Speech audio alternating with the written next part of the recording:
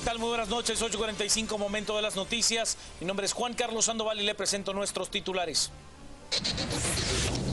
Azúcar de Guatemala presenta los titulares.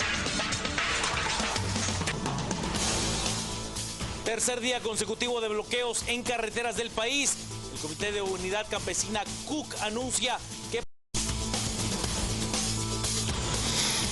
Partido Patriota anuncia su anuencia a reducir el monto del proyecto de presupuesto de 71 a 69 mil millones de quetzales.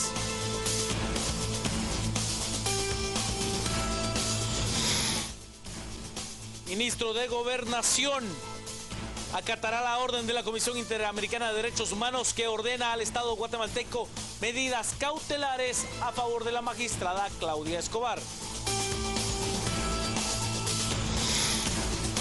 Fiscal General del Ministerio Público dice que por el momento no se investigará a la registradora de la propiedad inmueble, Anabela de León, quien sostuvo una conversación con el abogado Vernon Eduardo González, señalado de tráfico de influencias. Presidente estadounidense Barack Obama afina detalles para legislar por decreto y resolver la situación legal de millones de indocumentados antes de que finalice el año.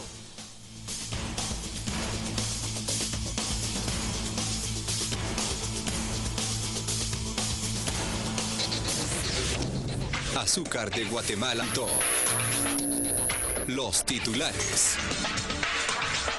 Comencemos con las noticias. Tercer día consecutivo de bloqueos organizados en buena medida por el Comité de Unidad Campesina CUC. Los dirigentes máximos de esta organización aseguran que las protestas no van a cesar hasta que los diputados escuchen sus demandas y sus temas sean agendados. Los bloqueos en carreteras ya cumplieron 3 días. Los campesinos salieron de nuevo a distintas rutas del país para tapar carreteras, exigiendo al Congreso la anulación de la ley para la circulación por carreteras libres de obstáculos, conocida como ley de túmulos, y a la ley de telecomunicaciones. Los manifestantes también exigen que otras se ratifiquen de urgencia nacional, como la de desarrollo rural, la de radios comunitarias y de monumentos sagrados. Entre los tramos bloqueados están los kilómetros 211 y 218 de la ruta que conduce de Quetzaltenango a San Marcos. Allí hubo enfrentamiento entre campesinos y policías, y en el kilómetro 53 de la vía al Atlántico. En Santa Rosa, donde ayer resultaron heridos 8 policías, unas 500 personas quemaron 2 vehículos. El Comité de Unidad Campesina CUC afirmó que producto del enfrentamiento este miércoles con agentes de la PNC, un campesino falleció. En tanto continúan las protestas, el sector empresarial insiste en que las autoridades deben actuar porque las pérdidas diarias están entre 40 y 50 millones de quetzales. Y los representantes del Comité de Unidad Campesina CUC aseguraron al llegar al organismo legislativo pues que deben de ser atendidas sus demandas, entre ellas la derogatoria de la ley de túmulos. Según los manifestantes, ellos se sienten traicionados por la actitud de los diputados y anuncian manifestaciones para la próxima semana de no ser escuchados. Ellos nos están llevando a tomar esas medidas. Si salimos de aquí del Congreso sin ninguna respuesta, de igual manera estaríamos emplazando a este Congreso lo que falte de este año y del otro año, y de igual manera pedirle ya a los pueblos indígenas que no permitan el ingreso de ningún partido político de los que hoy niegan escuchar al pueblo aquí. O sea, estamos hablando del Partido Patriota, el Partido Líder, todos, UNE y los demás partidos políticos. O sea, este sí es un mensaje que queremos dejar claro, que si ellos van a llegar a pedir votos, primero que respondan ahora mismo con esta delegación para que sea escuchado y sea calendarizado las demandas para su abordaje, ¿verdad? Por su parte, los dirigentes del CACIF aseguran tener fotografías de los dirigentes de los diferentes bloqueos carreteros a nivel nacional y que buscarán acciones legales en su contra. Ante los bloqueos en el interior del país por diferentes grupos de campesinos y líderes, el presidente del CACIF, Germán Girón, señaló que estarán presentando una denuncia ante el Ministerio Público en contra de estas personas que cometen actos ilegales. Existieron violentaciones en contra de comerciantes y conocimos de un evento en una gasolinera cerca del Puente de los Esclavos que un grupo de personas que estaban cometiendo un bloqueo de carretera hicieron una amenaza de prenderle fuego a la gasolinera. Todos estos actos los vamos a evidenciar y vamos a notificar a las autoridades y darle seguimiento a estas para que se puedan dirimir responsabilidades penales en contra de aquellas personas que cometieron actos ilegales. Tenemos videos y fotografías de personas que participaron en actos criminales y estamos uniendo toda la evidencia que sea necesaria para poder presentar una denuncia en el Ministerio Público como ciudadanos de Guatemala. Este es el tercer día que campesinos mantienen varias rutas principales bloqueadas. El CACIF ha señalado que producto de estos bloqueos, el país pierde alrededor de 35 millones de quetzales diarios y le resta competitividad al país.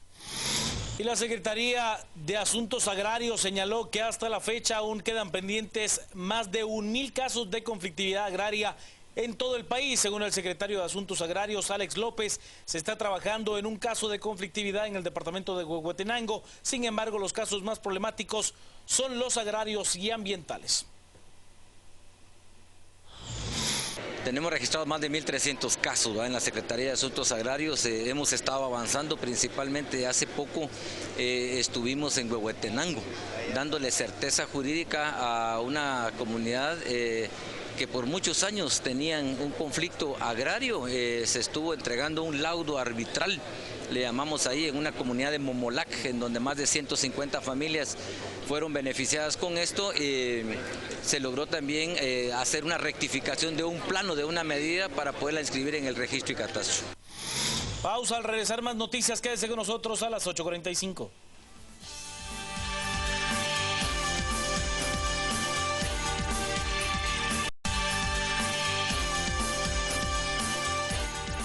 Veamos con las noticias. El Estado de Guatemala brindará medidas cautelares a la magistrada Claudia Escobar.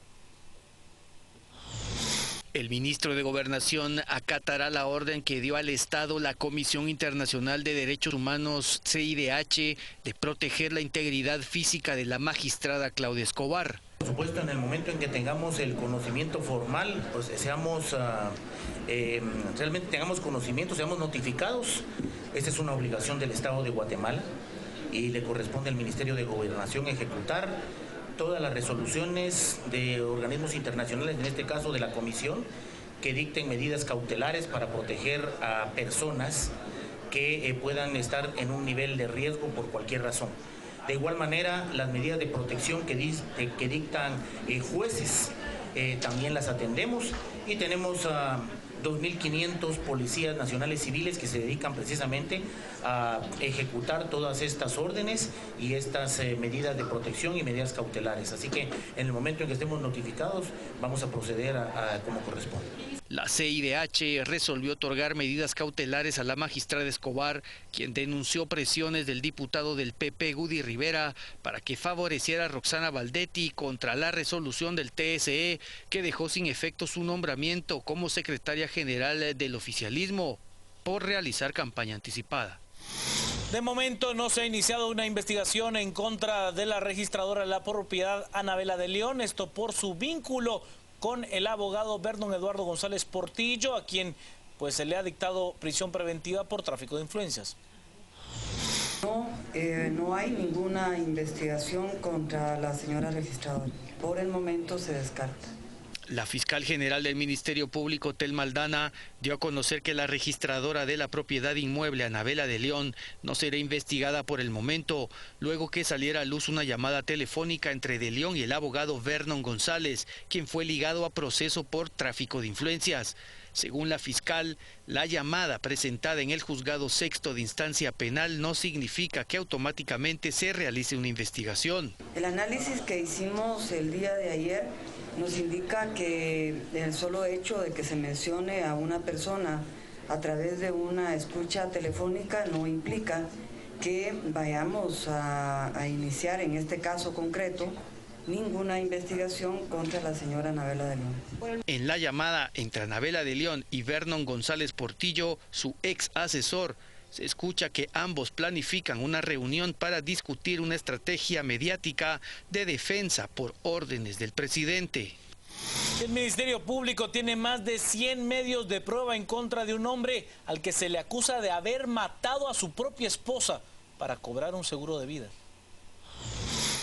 El Ministerio Público presentó a la jueza segunda pluripersonal de femicidio más de 100 medios de prueba entre testigos y documentos contra Bani Zambrano, acusado de asesinar a su esposa Mitzi Sánchez a cambio de quedarse con el beneficio de seguro de vida. Se hace constar que todos los elementos de investigación obran en poder de las partes y se les hace la advertencia de que son los responsables de llevar su prueba al debate, incluidos testigos y peritos. Se deja a disposición del tribunal respectivo al acusado, quien se encuentra guardando prisión. La ley establece que se debe coordinar con el tribunal designado día y hora para debate oral y público. Bani Zambrano fue capturado presuntamente por matar a su esposa Mitzi Sánchez, según el Ministerio Público, por cobrar el seguro de vida por $500,000 de quetzales. El cuerpo de la víctima fue encontrado en el baúl de su automóvil el pasado 4 de julio. Zambrano fue enviado a juicio por los delitos de femicidio y simulación de secuestro. ¿Sabe usted? La bancada del partido oficial dice estar dispuesta a negociar el techo presupuestario del proyecto de presupuesto del año 2015. Se bajaría de los 71.000 millones propuesto hasta los 66.000 millones de quetzales. La bancada del Partido Patriota flexibiliza su posición frente al presupuesto de ingresos y egresos de la Nación del 2015. Según el diputado oficialista Juan José Porras, se podría hacer una propuesta de bajar el presupuesto de 71 millardos a 69.500 millones de quetzales. La reducción que quieren el presupuesto, nosotros ya ahorita podemos comenzar a pensar en un monto de unos 69.500, ¿verdad? Con algunos candados, y que esa mesa técnica nos permita saber en dónde hay que hacer los recortes. Yo creo que hay un consenso en las diferentes bancadas de la importancia que hay de que un gobierno o un Estado cuente con un presupuesto que permita obviamente transparentar la forma en que se ejecuta el presupuesto, que sea un presupuesto real, que permita gobernabilidad de ese presupuesto, ¿verdad? Y esos son los temas importantes que tenemos que ir priorizando, ¿verdad? Juan José Porras es enfático al afirmar que no se han cambiado las prioridades de presupuesto por bonos del Tesoro. Las dos cosas son importantes, pero entendemos también que el presupuesto es importante para un gobierno, para el Estado de Guatemala, para garantizar las fuentes de financiamiento, para tener los ministerios dotados de recursos que necesitan para poder trabajar, y los bonos también seguimos en ese cabildeo de trabajarlos, y también estamos esperando las propuestas adecuadas y técnicas sobre qué reducción están planteando en los mismos. Y en una colaboración entre revista Contrapoder y Canal Antigua se demuestra cuál es la situación actual del polémico reo Byron Miguel Lima Oliva. El convicto, que colocó a 36 de sus allegados en el sistema penitenciario y se convirtió en el director de facto de las prisiones en Guatemala, permanece ahora recluido en el cuartel general de Matamoros. Byron Lima abre fuego contra el ministro de Gobernación, Mauricio López Bonilla. Él es un izquierdoso traidor que va a comprometer al Partido Patriota y al presidente de la República de Guatemala, y nos vemos en la cárcel, Mauricio. Más información en el reportaje de Canal Antigua y Contrapoder. Momento del clima, Diana Guerra. Estamos ya al aire en este segmento de entrevistas de a las 8:45 y vamos a conversar ahora un poco con Carmenaída Ibarra, que está para conversar con nosotros acerca de lo que ha sucedido ya en este tema de la tabla de gradación de eran 6, ahora 5 aspirantes para director del sistema penitenciario. Vamos a conversar también acá en el estudio. Estamos con Claudia Vanessa Arriaza. Hola, Quique, ¿cómo está? Y nos acompañan también hoy aquí en el estudio para hablar de este tema Eddie Morales, exdirector del sistema penitenciario, y Patricia de Chea, también exdirectora del sistema penitenciario. Pero antes de conversar con nuestros invitados acá, nos va a conversar Carmenaída Ibarra para explicarnos un poco qué sucedió con el tema de la tabla de gradación el día de hoy. Carmenaída, buenas noches, ¿cómo estás? Buenas noches, Quique, mucho gusto. Cuéntanos un poquito acerca de lo que sucedió ahora, qué es lo que terminó sucediendo con la tabla de gradación de los 6 aspirantes a este momento, qué es lo que sucedió el día de hoy. Pues hoy la comisión reanudó sus sesiones. La semana pasada había quedado un tanto en suspenso este proceso, habida cuenta de que hubo un cambio en los miembros de la comisión específica. Al reanudar sus sesiones, La comisión aplicó la tabla de gradación a los 5 aspirantes que finalmente quedaron. La verdad es que las calificaciones son, pues, de alguna manera impactantes. Hubo un aspirante, Óscar Orellana, que sacó 0 puntos, o sea, no hay una explicación de por qué este aspirante no pudo conseguir un solo punto. La tabla de gradación es bastante exigente, eso sí hay que reconocerlo, pero no tanto como para que una persona no logre acumular un solo punto. Carmen Aida, ¿sí? Tú sigues de cerca este proceso y quizás la pregunta que debamos plantearte es, ¿qué piensas tú? ¿Cuál es la información que posees para que los resultados de estas calificaciones hayan sido tales? Bueno, nosotros hemos estado observando el proceso en sus últimas semanas. No estuvimos desde el principio. El ministro nos invitó a partir de que nosotros le hicimos algunas propuestas. El proceso ya estaba iniciado, ya de los 21 aspirantes que buscaron ser inscritos, ya habían solamente 6 aspirantes en el momento en que nosotros llegamos, porque todos habían renunciado, 3 se habían quedado fuera. Y bueno, no sabemos con precisión. En el caso del señor Orellana, la información que nosotros tenemos es que él no acreditó nada, presentó la documentación que le fue requerida, que obviamente atiende los requerimientos de las leyes aplicables, pero no documentó, no presentó, por lo que sabemos, medios de verificación de lo que afirma en su expediente. Por ejemplo, si alguien es docente, pues tiene que presentar las debidas constancias de las universidades. Su nombramiento y demás. Ese tipo de situaciones, ¿verdad? Entonces, resulta que hay méritos o aspectos que no pueden ser confirmados, no pueden ser verificados y por lo tanto el punteo no se acredita. Asimismo, bueno, otro de los aspirantes obtuvo 16 sobre 100, otro 34, otro 33, todos sobre 100, y el único que sale pues con un más o menos buen punteo, con 63 puntos, es uno de los aspirantes Privaral, que hasta donde tengo entendido fue condenado por la fuga de unos reos. Entonces no sé cómo se evaluará esto, pues sería raro que si alguien ya fue condenado por contribuir, propiciar o por incumplimiento de deberes en términos generales alrededor de una fuga, sea nombrado director. O sea, yo creo que el ministro tiene muy difícil este panorama. Gracias, Carmen Aida. Vamos a tomar esta información que nos das, vamos a analizar un poco este tema en general acá con Eddie y con Patricia, así que te agradecemos muchísimo el que hayas aceptado la llamada. Ok, Quique, buenas noches, hasta luego. Gracias, Carmen Aida. Primeras impresiones de los comentarios que nos hacía Carmen Aida, pero además en general del proceso en sí que se está llevando a cabo. Bueno, creo que es muy sano que se esté llevando a cabo ese proceso, pero lo más importante es que sea realmente transparente, que se llenen ciertos requisitos mínimos de cumplimiento, porque bien observaba yo lo que decía Carmen Aida en relación a que las calificaciones son sumamente bajas a raíz de esa tabla de gradación. Entonces hay que establecer, bueno, de qué manera se está calificando a ese profesional, si realmente se están llevando parámetros creíbles o parámetros que se puedan cumplir. Y si no es así, entonces estamos viendo esos ceros, pues, ¿verdad? Yo creo que no puede ser que en estas circunstancias alguien se esté postulando o está pretendiendo que se les nombre en un cargo de esa naturaleza y no llene los requisitos mínimos. Eddie Morales nos acompaña y hay que recordar que fue director del sistema penitenciario durante el gobierno de Álvaro Colón.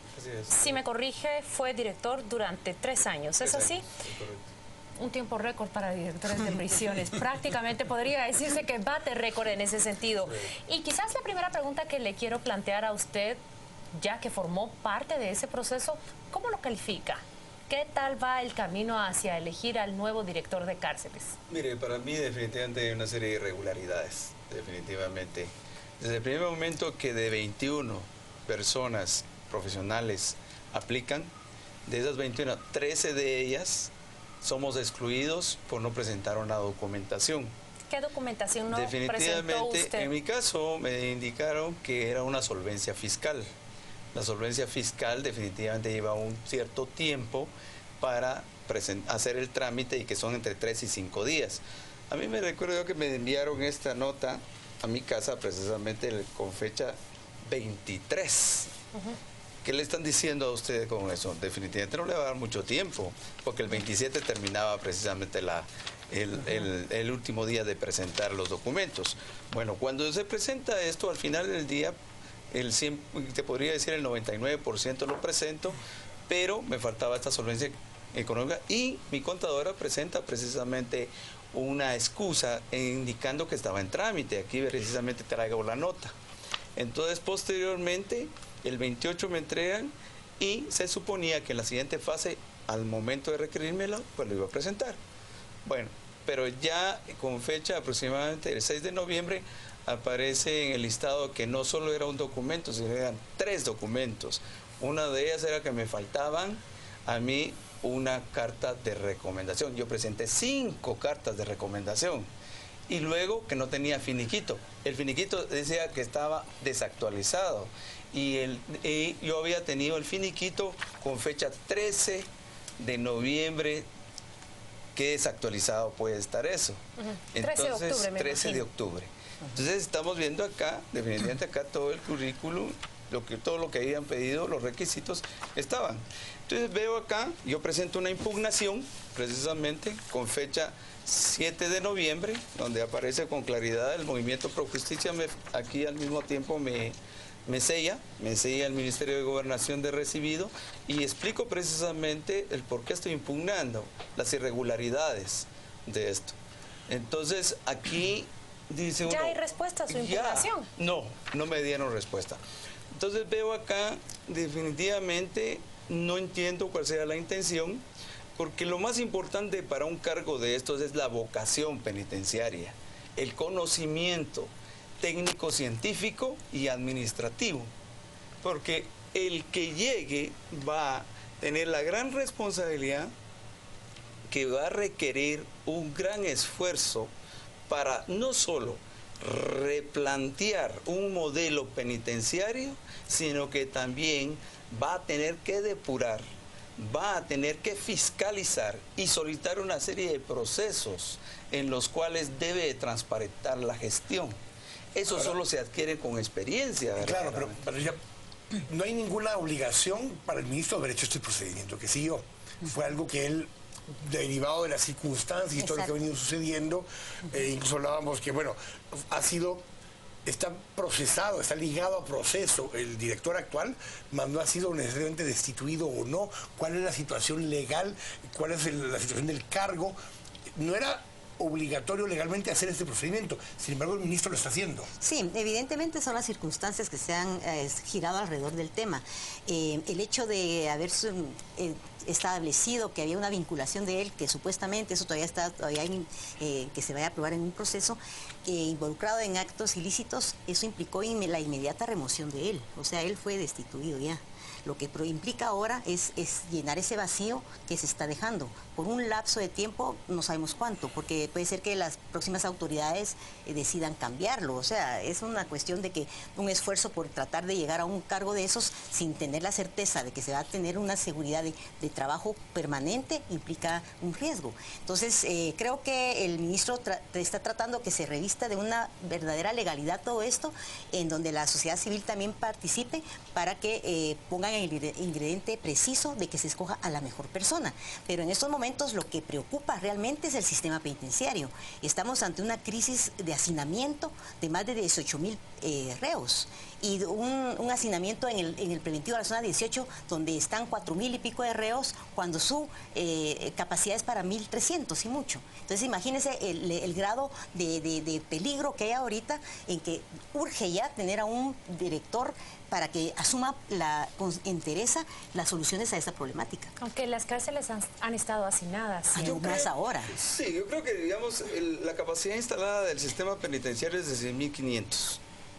Y el 6,500. Y entonces, el punto en el cual el Estado, porque digo el Estado propiamente, debía haberse preocupado inmediatamente para generar un plan integral de reforma penitenciaria, debía haber sido 2003. En el año 2003 alcanza el pico e inicia un proceso de ascenso que en el 2006 ya había llegado al 100%. Y posteriormente, en mi gestión, por ejemplo, yo dejo ya en un 95% de sobrepoblación. Ya en el presente gobierno se llega a una cantidad de 254%. ¿Qué hay? ¿Hay más capturas? No, el mora judicial. Yo creo que hay dos cosas. Hay un problema de la mora judicial. Realmente tenemos demasiados privados de libertad que están en proceso de conocer si su causa puede ser... Más de la mitad de los privados de libertad están sin sentencia en firme. Estamos en una capacidad. Según informes de la Procuraduría de Derechos Humanos, el defensor, precisamente, el licenciado hizo un estudio muy interesante. El licenciado Villamar Ramírez establece un monto casi de 7.754 privados hombres que están en proceso. Entonces usted se da cuenta que en cumplimiento de sentencias hay 9.000. Entonces hay una correlación increíble donde porque los juzgados están saturados de tanto proceso, ya no pueden, las audiencias están programadas por un año siguiente, hay personas que están detenidas por delitos leves que podrían ser excarceladas fácilmente y no se puede, porque está eso. Y los juzgados de sentencia de ejecución penal están también preocupados porque son pilas de expedientes que no les permite tener una efectividad en la solución a este problema. Antes de que empezara este programa, empezábamos a platicar sobre la cárcel. Y creo que muy pocas veces Guatemala, cuando toca los problemas de las prisiones, sale del discurso habitual del hacinamiento, de la mora judicial. Y quizás el país deba animarse a plantearse preguntas como, ¿para qué queremos las cárceles? ¿Qué tipo de cárceles queremos? Se están llenando de pandilleros, por ejemplo, pero los pandilleros están allí encerrados. ¿Qué le ofrecen las cárceles de vuelta a la sociedad? Por ejemplo, con los habitantes de Fraijanes 2. Le ofrecen, por ejemplo, que en 5 años tienen una población que va a tener una concepción diferente de lo que es la sociedad, de lo que es vivir en una comunidad. Mire, yo creo que acá, de hecho, mi experiencia, puedo decirlo con certeza, para mí no es nada nuevo el tema penitenciario. Hablábamos antes del programa. Yo vengo trabajando el tema penitenciario desde 1999, previo a graduarme de sociólogo. Es una de las pocas tesis sobre sociología criminal que hice y trataba precisamente de presentar un planteamiento diferente a una reforma penitenciaria, pero estaba basado en demostrar la marginalidad social y su relación con los índices de criminalidad. Bueno, partiendo de esto, volví otra vez a presentar el cooperativismo penitenciario en mi tesis de maestría. Y precisamente observamos que como plan piloto se estableció una alternativa como parte de la rehabilitación social del privado de libertad, generar trabajo entre todos los centros de detención de cumplimiento de condena. Aquí es precisamente donde inicia un proceso real de transformación en el cual lo que queríamos nosotros era que la persona que estaba dentro de una manera, llamémosle organizada, que se proveyera de toda esa mano de obra que existe en los centros de detención. 18.000 hombres. Sí, pero centros de condena. Fuera ahí estamos hablando del 50% aproximadamente. Entonces, la intencionalidad era vender toda esa cantidad de productos hacia afuera. Pero lamentablemente se pervierte la idea, no durante mi gestión, sino posteriormente, y entonces existe un personaje que se aprovecha. La Torrefuerte. Exacto, se aprovecha y pervierte ese ideal, que es el cooperativismo penitenciario, el trabajo asociativo. Entonces, lo que queríamos precisamente era de que desde la prisión, no solo el individuo, después de que se generaron los institutos de primaria acelerada, básico acelerado, bachillerato por madurez, y contactamos a una universidad para que se graduaran algunos.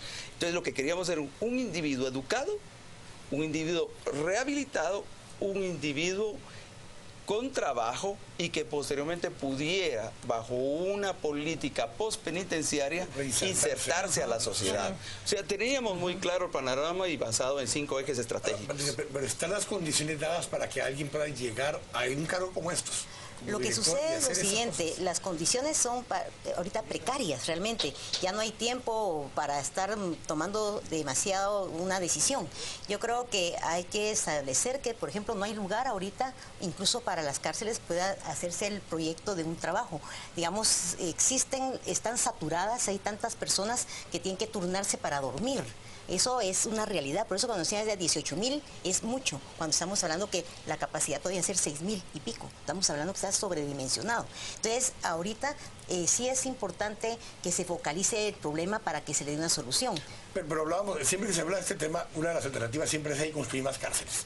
Pero lo que estaba diciendo hace un momentito no es necesariamente el caso. Hay una serie de personas que están ahí que podrían no estar privadas de libertad, aún que estén ligadas a procesos, por ejemplo. Depurar y organizar en primer lugar. Hay muchas personas que están sujetas a un procedimiento y por penas y por delitos que se consideran faltas. Leves. Por falsas, no, pero sí por delitos que son de baja intensidad de impacto social. Esas personas son las que deberían de tramitarse y agilizarse sus procesos para que puedan salir de inmediato. Si no, hay personas que hurtan o roban y están ahí hasta 2, 3 años. Es imposible, estamos mal. Pero entonces, también no se discute mucho sobre el tipo de penas que tenemos. Sí. Aún persiste en el Código Penal la pena máxima de 50 años. ¿Debe enfocarnos estas crisis a discutir, por ejemplo, que nuestras penas deben ser menores? Eso es exactamente lo que quería plantearle. Yo creo que aquí una de las grandes fallas, y es el sistema directamente de justicia, porque al final del día el sistema penitenciario termina siendo el último eslabón de la justicia, hace falta precisamente alternativas a la prisión. Es que la prisión no se debe ser en último ratio aquellas personas que verdaderamente ameritan estar ahí en cumplimiento. Así es. Pero jamás puede hacerse por algún tipo de delitos menores y que los lleven a una prisión, porque esto va a generar una sobrepoblación, hacinamiento y una conflictividad permanente dentro del centro. Una contaminación. Vemos gente que es reincidente con personas que son primarias. Entonces esas son contaminadas y después son enlazadas para participar en hechos delictivos cuando salen de la prisión. Yo les agradezco. Muchos nos han acompañado. Yo sé que además ha estado más involucrado en este caso y tiene un tema personal también con el no haber podido participar. Y les agradecemos que nos hayan acompañado. Seguramente les estaremos pidiendo sus opiniones nuevamente cuando ya se designe finalmente a quien sea el nuevo director del sistema penitenciario. Gracias. Correcto. Bueno, muchas gracias. Tenemos que ir al corte. Estamos acá en las 8:45. Nos vemos en un momento.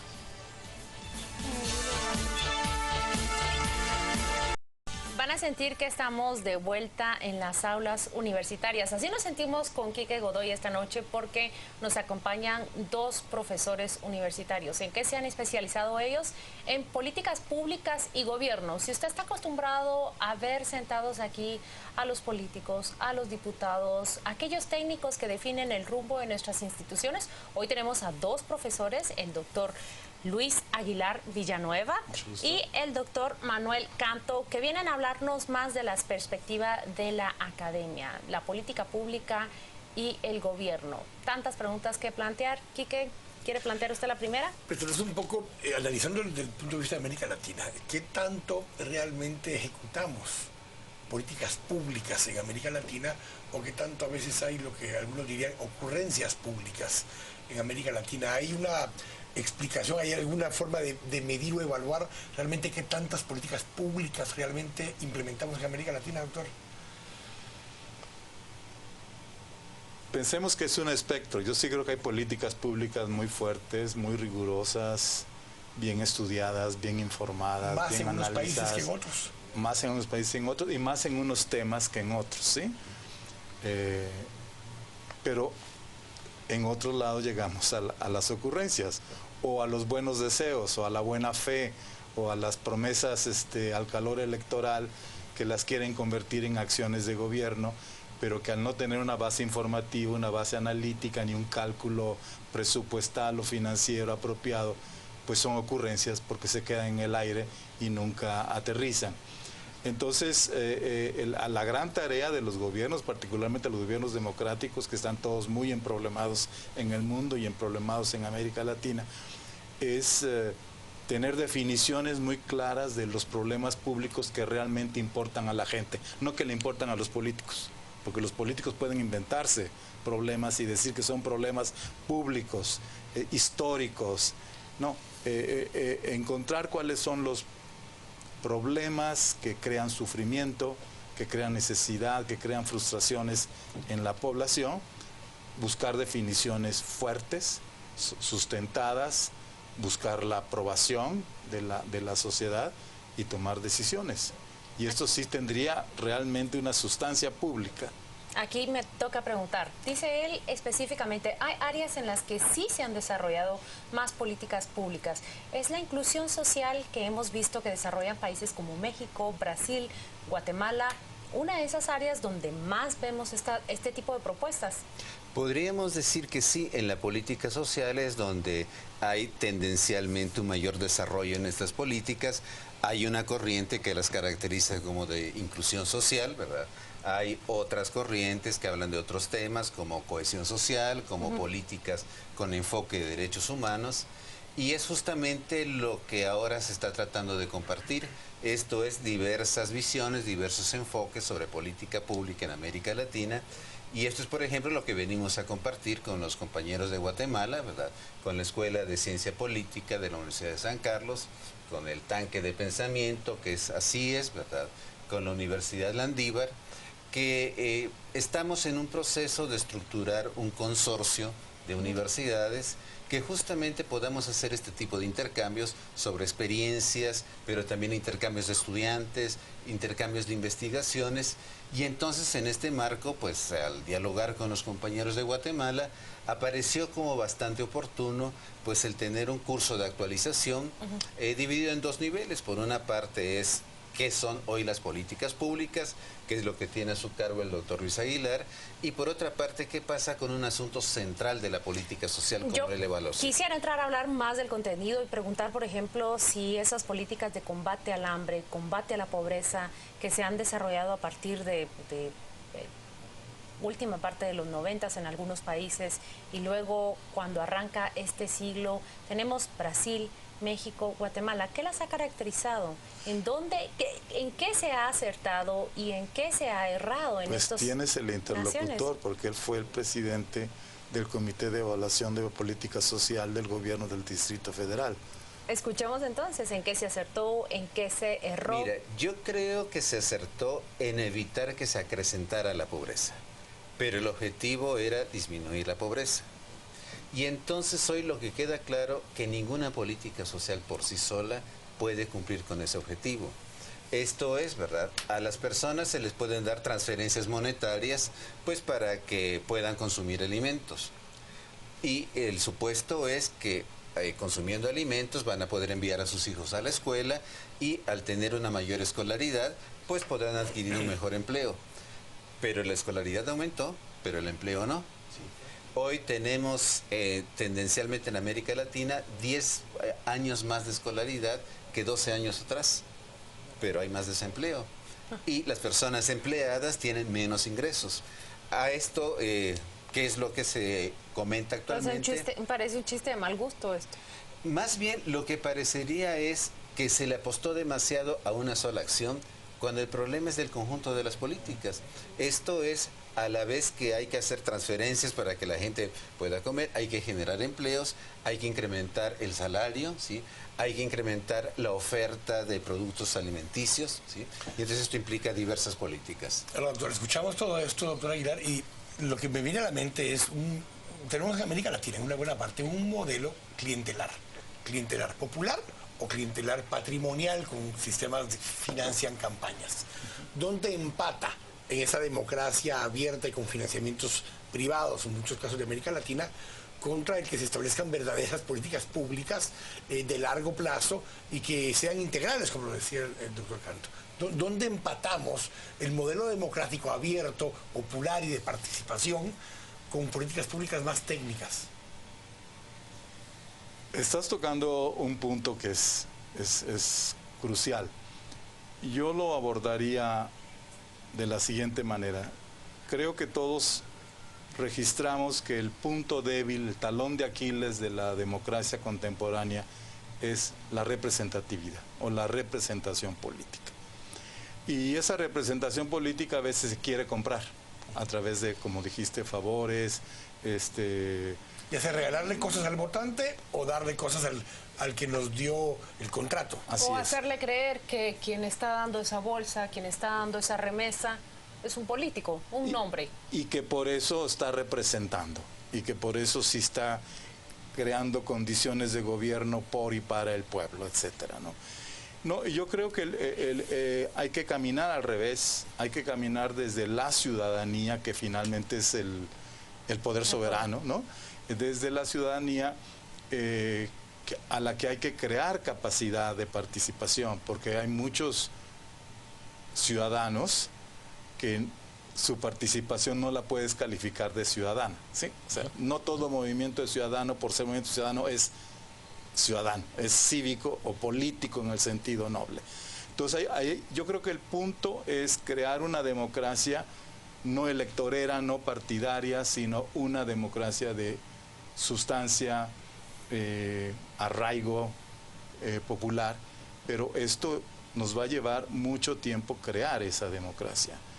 Significa ciudadanos con sensibilidad pública, que saben colocar sus intereses particulares y privativos en intereses generales de su comunidad, y sabemos que muchas de nuestras demandas son particularistas, son privativas y no necesariamente ese es otro punto, lo del corto. Déjame saltar porque creo que planteaste un problema muy interesante, que es un talón de Aquiles de la disciplina de política pública.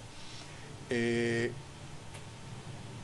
ciencia política crítica se dice que uno de los problemas más serios hoy es que los políticos no son creíbles en su compromiso, sobre todo cuando estás enfrentando a problemas públicos muy serios, crónicos, endémicos, de larga generación, que van a requerir mucho tiempo de trabajo, ¿sí? Inversiones de largo plazo, formas de educación, formas de capacitación, articulación con otras políticas. Y los políticos viven para 3, 4 años. Pero estaba tentada de preguntarle, profesor, ¿hay un político creíble? O bajo esa promesa, entonces, ¿en quién vamos a creer? Bueno, yo creo que sí hay políticos creíbles, pero no tanto en su discurso, sino en la consistencia de sus hechos, que empatan con sus discursos, ¿no? La credibilidad no es del predicador, no del político predicador. Menos, ¿no? Promesa en tiempo electoral. Es el del político hacedor. Y tú sabes que hay mucho político predicador, ¿no? Un político de grandes promesas y de grandes utopías o en discurso. Pero la credibilidad te la ganas con los hechos, con la efectividad. Y este es el problema hoy. Yo abro mañana mi curso con el gran tema contemporáneo, que es la cuestión sobre la capacidad y eficacia directiva de los gobiernos. Es cada vez menos importante el problema de la legitimidad política. Digamos que eso está electoralmente resuelto. Pero lo que es hoy el problema real es que estos gobiernos legítimos no están acreditando satisfactoria o suficiente capacidad directiva. Bueno, doctor Canto, en su momento, personas como Oscar Arias en un momento dado dijeron, a la gente no hay que darle lo que quiere, sino que hay que darle lo que necesita. Pero si no le das lo que quiere, no te eligen. Simplemente buscan a otro que les va a dar supuestamente lo que quieren. ¿Cómo volvemos a encontrar ese balance? Ya nos decía el doctor, bueno, la ciudadanía, que entiende y comprende esto un poco mejor. Pero entonces eso no quiere decir en campaña. Esto quiere decir formar ciudadanía desde mucho tiempo. Es de mucho tiempo, es un proceso interactivo, porque lo que es cierto es que la ciudadanía no permanece siempre igual, ¿sí? Y creo que también tendencialmente los políticos tienden a ser un poquito despectivos con la ciudadanía, ¿sí? Pongo un ejemplo derivado de este asunto de los programas sociales. Al principio, con las transferencias monetarias, se ocurre esto que me lo dio tal político, porque me lo prometió y me cumplió. Pero conforme van viendo, sí, que cambian los gobiernos y que se mantienen los programas, entonces se empieza a desarrollar lo que es la base de la ciudadanía, la idea de que es mi derecho. Y entonces sobre esta base, la interacción gobierno-sociedad, pues es lo que justamente permite, ¿sí?, que se vaya construyendo ciudadanía, e incluso lo que preguntabas hace un rato, Claudia, me parece, la credibilidad en el político es también una relación social es que la ciudadanía no deje que el político se vaya por donde quiera, sino que le establezca sus límites, que le establezca sus controles. Y este es un asunto de las políticas públicas también, es cómo se hace para desde la sociedad poder controlar a los gobiernos. Son procesos de largo plazo que requieren mucho esfuerzo, pero que requieren educación, entre otras cosas, pero son cosas por las que también vale la pena apostar. Doctora Aguilar, nos quedamos hablando prácticamente de las políticas públicas o haciendo referencia a estos programas en el campo social, inclusión social o cohesión social, pero después de ellos hay muchas otras áreas en donde se desarrollan políticas públicas en América Latina. Menciónenos ellas, ¿son acaso transporte público? Bueno, yo creo que educación. Unas exitosas han sido todas las políticas macroeconómicas, ¿no? Que de alguna manera han ido saneando el desequilibrio de las finanzas públicas entre ingreso y gasto, que habían llevado a crisis fiscales, a los estados muy fuertes y que habían arrastrado al precipicio a las economías nacionales. Creo que ahí hay buenas políticas macroeconómicas. Tú podrías criticarlas, que están dentro del consenso de Washington, el consenso neoliberal. Se puede criticar esto, no, pero ahí hay éxito. Hay marcos macroeconómicos estables que permiten inversiones, que permiten ahorro, que permiten estabilidad, que permiten dinámica económica. Otro gran tema que creo que aceptarías es todo lo de la política ambiental.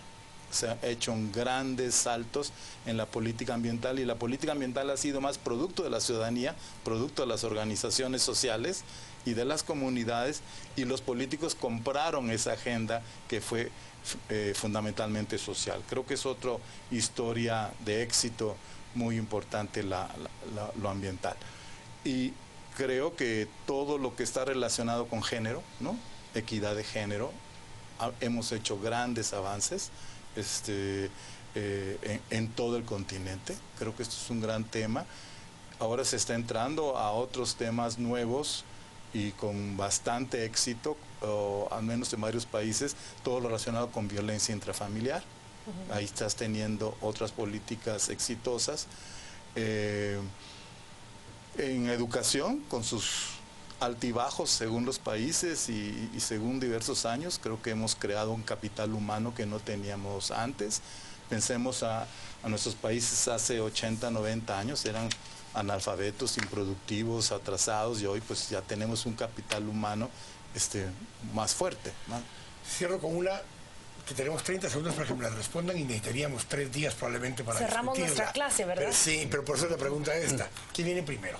¿Ese ciudadano que piensa en el largo plazo o ese político estadista que piensa en el largo plazo? Yo creo que es una interacción, ¿sí? Y que es una interacción donde también no hay que olvidar otro actor, y este actor es la academia, ¿sí? No solamente como productor de pensamiento, sino también como generador de debates públicos. Y por tanto, si se quisiera continuar este debate, pues mañana en Así Es, ¿verdad? Vamos a continuar con estos temas. Sí, si quieren continuar con la clase, mañana está ahí en los salones de Así Es. Gracias a ambos por habernos acompañado el día de hoy. Los agradecemos muchísimo y les deseamos éxitos mañana en el evento y en la actividad que van a llevar a cabo este consorcio. Muchas gracias. Muchas gracias. Y ahora nosotros vamos a los deportes con Rosario Orellana. Yo los espero más tarde, a las 10 p.m. con Juan Carlos Sandoval y Estuardo Zapeta. Buenas noches. Dios los bendiga.